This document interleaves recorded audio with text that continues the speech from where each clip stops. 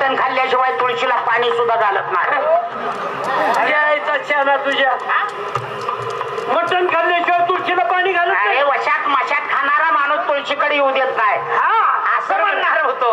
कसं काय चाललं? बरं आहे का आता? चांगलंय. माझं बी बरं आहे आता. तुझं काय काय झालं माहित आहे का? मी आता पहिल्यासारखा राहिलो नाही. फॉरेनला गेलो, कोर्स केला डॉक्टरचा. डॉक्टर मला डॉक्टर शिवाय गावात कोणी भाषा करत नाही. डॉक्टर म्हणजे संशोधन लय भारी लावलं मी. रेसकोर्स आहे का? माझ्या जीवावर चालते. हा सध्या.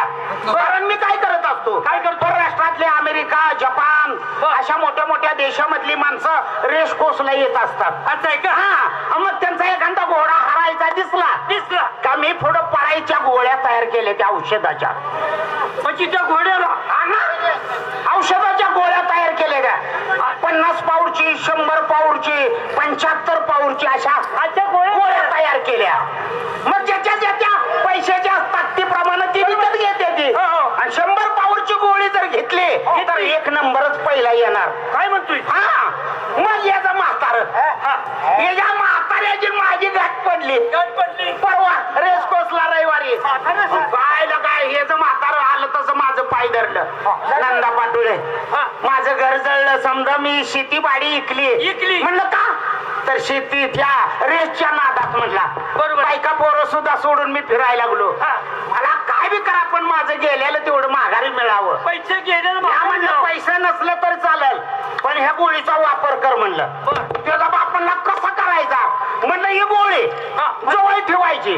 घोडं जर रेसकोर्स मधनं मागं राहिलं तर ही गोळी त्या घोड्याच्या शेपटाच्या खाल्ल्या बाजूला त्याच्या डोंगणात लावायची. घोडं पळता येताना म्हणजे त्या घोडीची पावर वाढती त्या गोळीमुळं. आणि दिली मी हातात. त्याच्या एक हातात दिली, माझ्या एक हातात दिली. घोडं उधळायला लागलं. काय सांगायचं ह्याचं? म्हातारं उधळायला लागल्यावर घोडीवरनं घसरलं खाली. म्हातारं खाली पडायचं दिसलं. नेमकं माझ्या पुढं आलं. आईला म्हणलं गरीबाच्या पोटावर पाय पडतोय काय की. काय केलं? पळत गेलो. म्हणलं म्हाताऱ्याला पुढं सारावा. म्हाताऱ्याचं दोतार निसटलेलं, कष्टा फिटलेला. आणि ते म्हातारा घोड्यावरनं जसं पडायच्याच देतात होतं. वारं सुटलेलं. मी गेलो तसा ते म्हातारा ढकलायला लागलो. ती गोळी माझ्या हातात होती. मला माहितच नाही डोंगणातच याच्या म्हाताऱ्याच्या घातली. म्हाताऱ्यानं पाटकीनं उडी मारली. घोड्याच्या पुढे पळायला लागलं. 1 नंबरलाच म्हातारा आलं.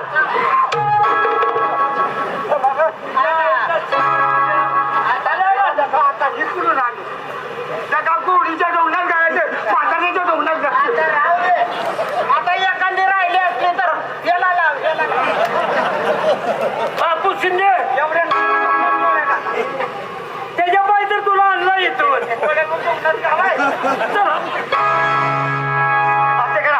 गावची यात्रा जवळ आली. तू पळशील जोरात थोडी.